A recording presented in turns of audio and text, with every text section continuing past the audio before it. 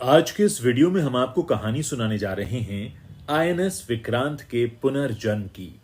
और इसके पुनर्जन्म की कहानी सुनाने के लिए आपको हम कुछ साल पीछे लेकर चलते हैं। उत्तरी आयरलैंड के बेलफास्ट में 4 मार्च 1961 की एक सर्द सुबह थी। भारत की वहां पर उच्चायुक्त थी विजय लक्ष्मी पंडित, जो ब्रिटेन से खरीदे गए एचएमएस हरक्यूलिस के डेक पर पहुंची। विजय लक्ष्मी ने यहां इंडियन नेवी का झंडा फहराया।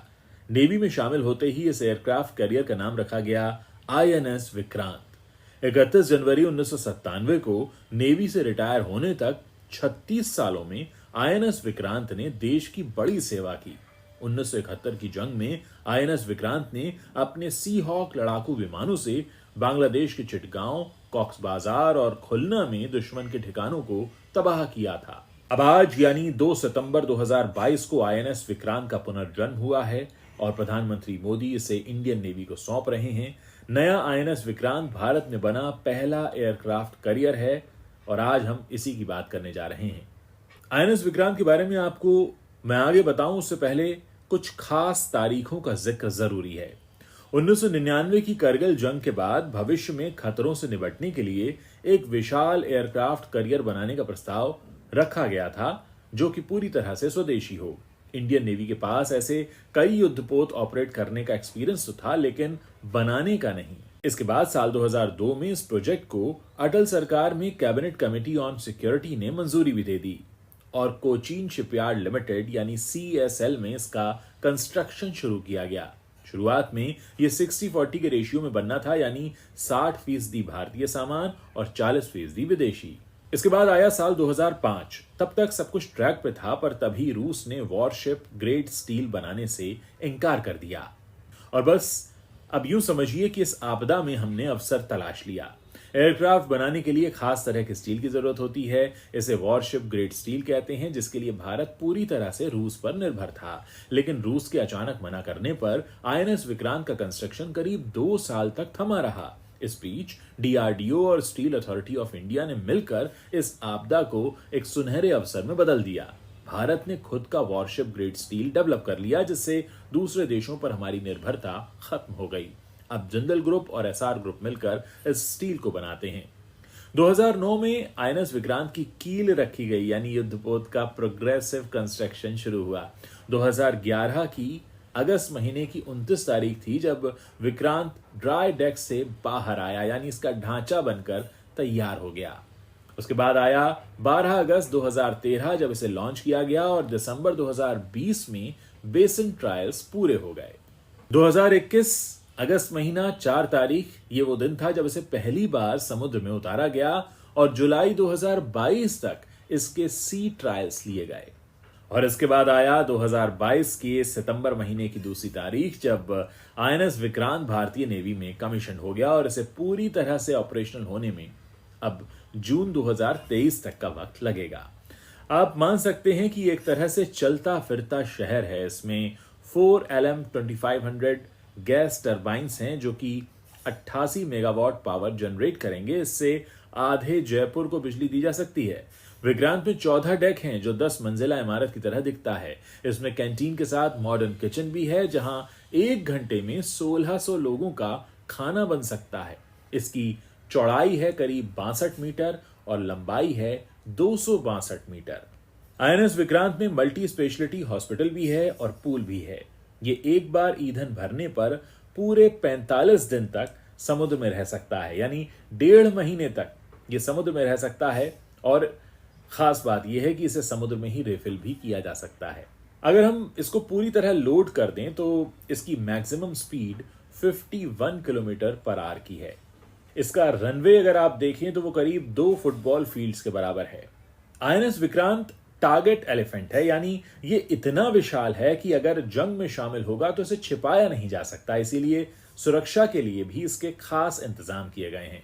विक्रांत में 32 मीडियम रेंज की सरफेस टू एयर मिसाइल भी होगी। ये AK-630 रोटरी कैनन से लेस होगा।